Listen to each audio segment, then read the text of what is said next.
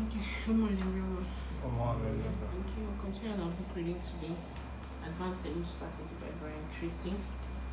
We are still in chapter 8, which says prospecting, filling your sales pipeline.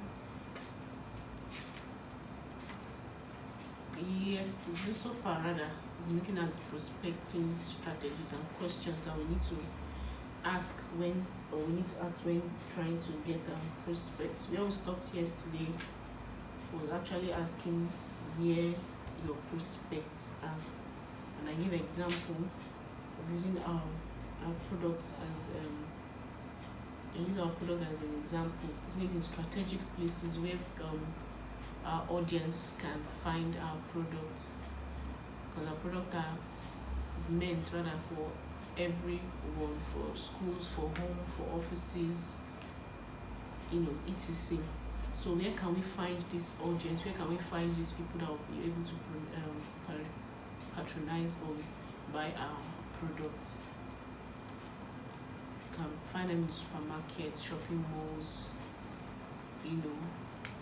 markets and the rest of them. So the next question to ask when prospecting is, when does my customers buy? When do your customers buy this product, or when do they patronize your product and services? What has to happen for them to patronize your product and services? When do these needs arrive for them to patronize your product and services?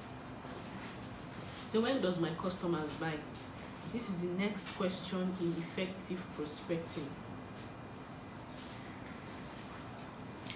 Dr. Thomas Stanley's research into selling to the affluent concluded that affluent customers make certain purchases only once or twice a year, usually in conjunction with company year ends and tax filing. If they are approached by a salesperson other than through one of these sales window of opportunity, they are simply not interested. They are not in the market. They are not prospects. When does your customer buy? Does he buy a year in advance based on budget projection? Does he buy on a seasonal basis?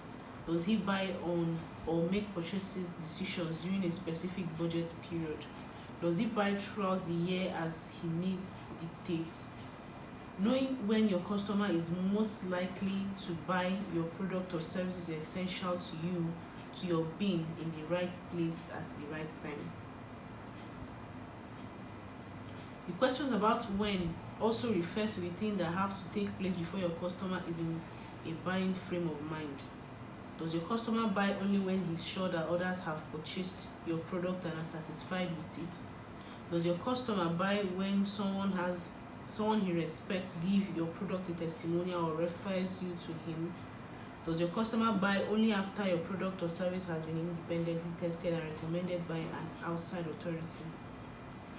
Just as many people don't go to a movie until they have read a dependable review of it, many people don't buy a product or service until a publication they respect has recommended it. For example, many buyers will not consider a product until it has been reviewed favorably in consumers' reports. How does your buyer make up his mind? What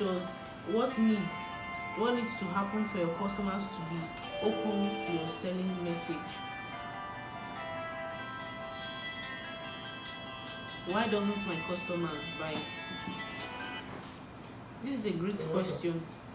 Why doesn't my customers buy? To illustrate, think about the brake and the accelerator on a car.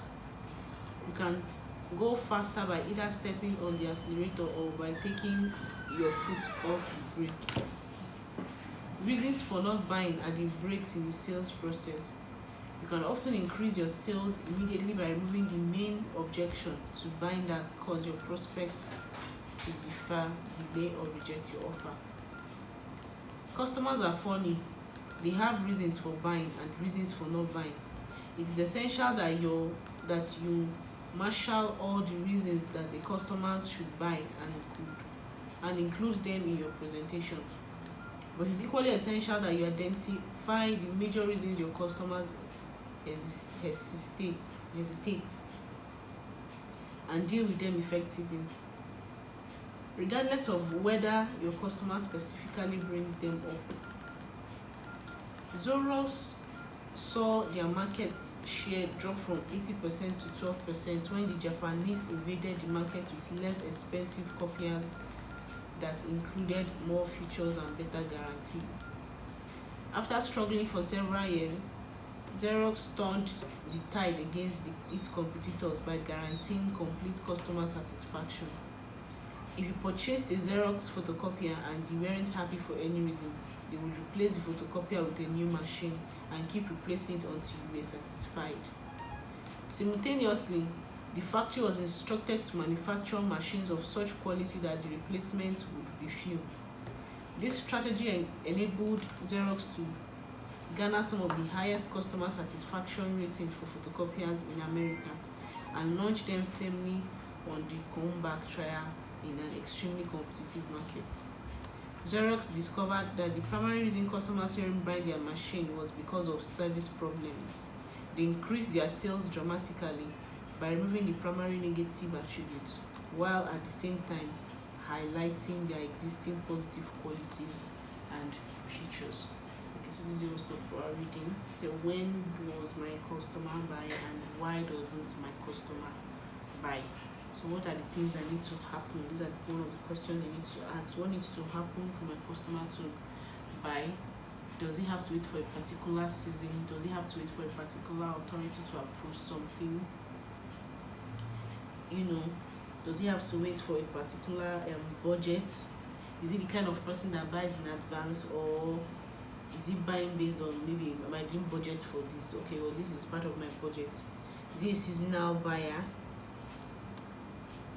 Okay, so does he buy throughout the year, or what? Just know when your customers need to get your product. That is the other question. And the next question to ask is, why doesn't my customers buy? Why would your customers not want to buy or purchase from you? Is it because it's expensive? Is it because it doesn't last long? Is it because it's too heavy? Is it because it's too light? Is it because it delays and it doesn't pick? It delays too much, it doesn't pick, or something. Find out why your customers won't buy your product.